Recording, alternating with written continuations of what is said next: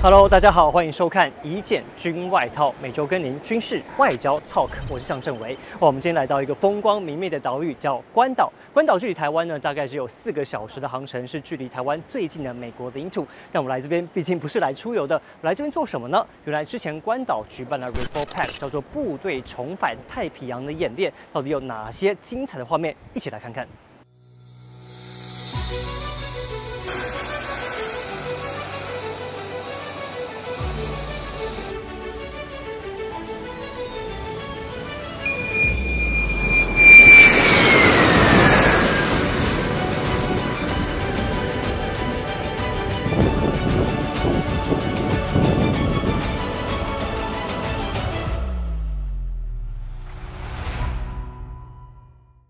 这个部队重返太平洋演练呢，是由美国空军还有美国太空军所共同主办。他们邀集了包括日本、韩国、澳洲还有纽西兰等盟邦一起加入这个空军的大演练，而且范围非常广大哦，从阿拉斯加一路到夏威夷、到关岛、到日本本土，都是他们的演练的范围。他们要演练联合作战、联合后勤，还要演练不同军种之间他们相互支援还有作战的能力，快速部署，还有快速打击。那他们指挥官已经非常明确表达说，他们的目标就是中国解放军。那为什么呢？因为之前呢，解放军他们的2艘航空母舰穿越了第一岛链，来到第一岛链跟第二岛链中间来进行双航舰的演练，其实让关岛是如坐针毡。那关岛它是位于在第二岛链的核心地带，它的北边有一个叫做安德森空军基地，在南边呢有个阿普拉军港。最近他们还把在日本冲绳的陆战队陆续的移到关岛来，你就知道它的重要性有多高。但是呢，它也变成了中国解放军甚至是北韩飞弹的威胁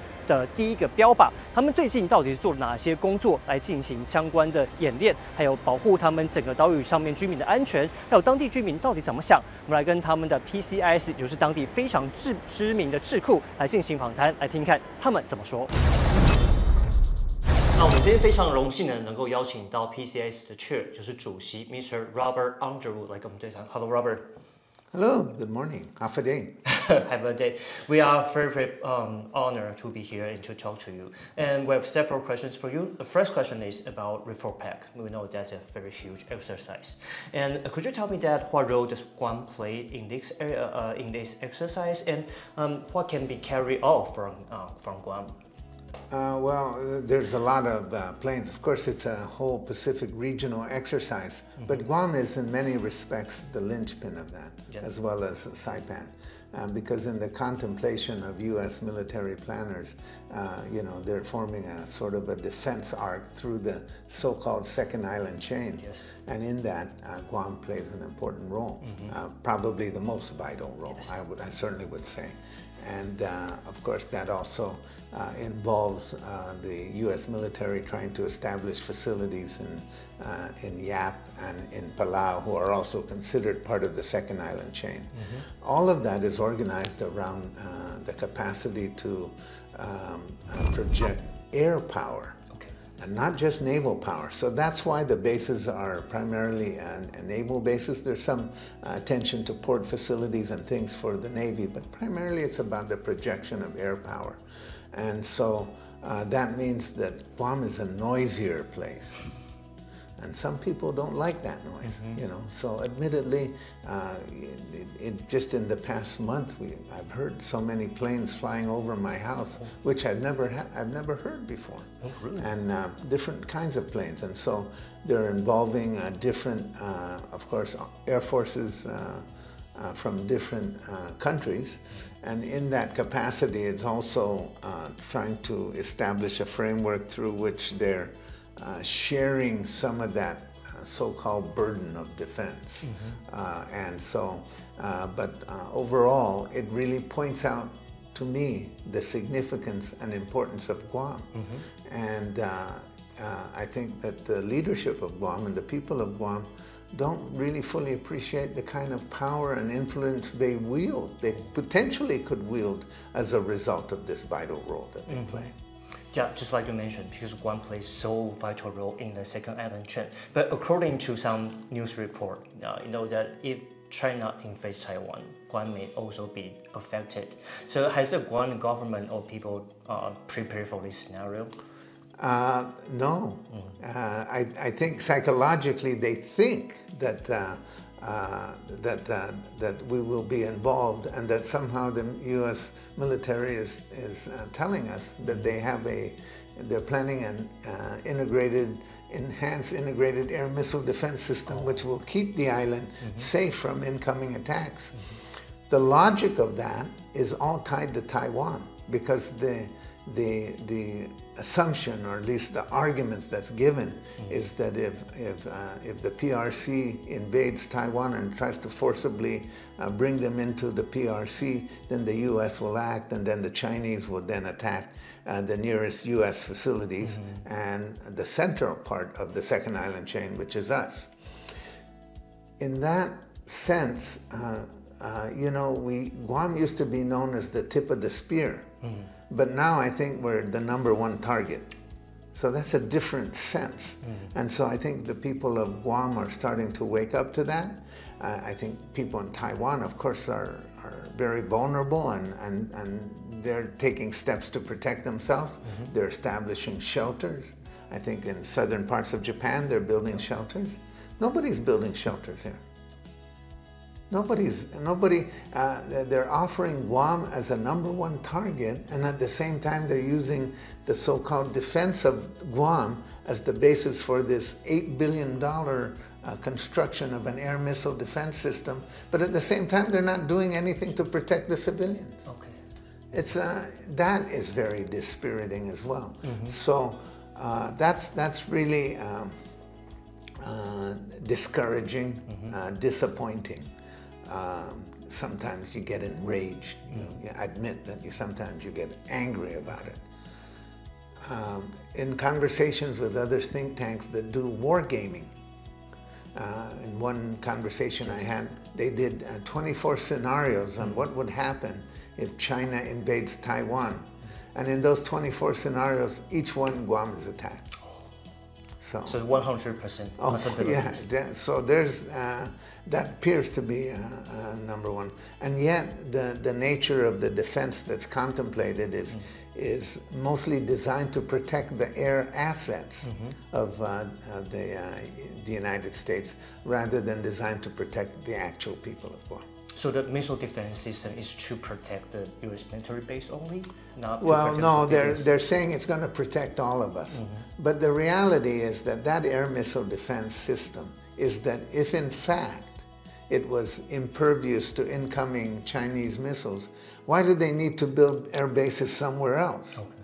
And the reason why they are building air bases somewhere else is because they know that it's not 100%, and they need to divert and disperse their air assets.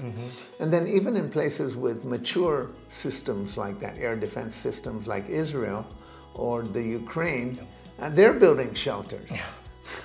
Here in Guam, they're throwing all their eggs into this missile defense basket, and letting the people of Guam feel pretty vulnerable. So has people done anything to protect themselves, like to form like a civilian defense group or something? Well, you know, there's under U.S. federal law, there's a department called Homeland Security. Yes. And so it's like civil defense, you know. So they'll give you warnings and things like that. And they say they're in close coordination with the military. But the actual, where are you going, you know, I mean, if you're getting a missile attack and it's going to happen in 10 minutes, what are you going to do? You have no place to go, you're just going to go home? And Guam is a pretty small place. I mean, it's not like you can just attack a military facility and not, we all live near military facilities. I think everybody on the island lives within 5 to 10 miles of a military base. So how you can't separate that. We are all vulnerable. Okay. And we know that Taiwan and the U.S. don't have a formal relationship. I mean, we don't have diplomatic ties. But is there anything that we can do to enhance the the security cooperation between Guam and Taiwan? I have to say that the people of Guam are really favorably disposed to the people of Taiwan, have many strong relationships. And in my years of public service, I've visited Taiwan as a member of Congress, and also in my time as president of the university, established relationships. In order to understand this, I think people of Guam need to understand what's going on in Taiwan, and the people of Taiwan need to understand what's going on in Guam. Yeah. You know, I mean, if you're in Taiwan, they need to know. People in Taiwan need to know that they're betting the people of Guam on your security. Yes. And I don't think they understand that. Okay. I don't think they understand that. So hopefully through that process, we can establish not just greater lines of communication, but try to work towards a more peaceful world, a more peaceful solution.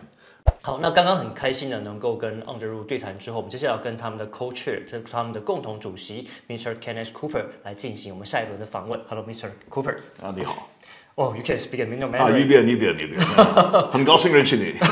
That's great. Okay, let's back to our topic today, because we know there's a huge military exercise called REFORPAC. And could you tell me that what Guam played in this in this exercise? Sure. So Resolute Forces Pacific, REFORPAC. This is a department level exercise. And Guam's role is pretty crucial in that. I think Guam sits at the center of the second island chain, yes.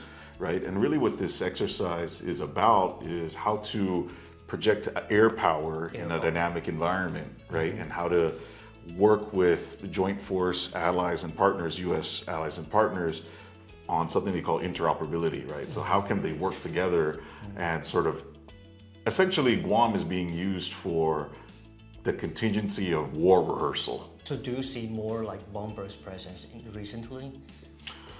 So it's quite interesting because now the Air Force, for example, is moving to something called agile combat employment.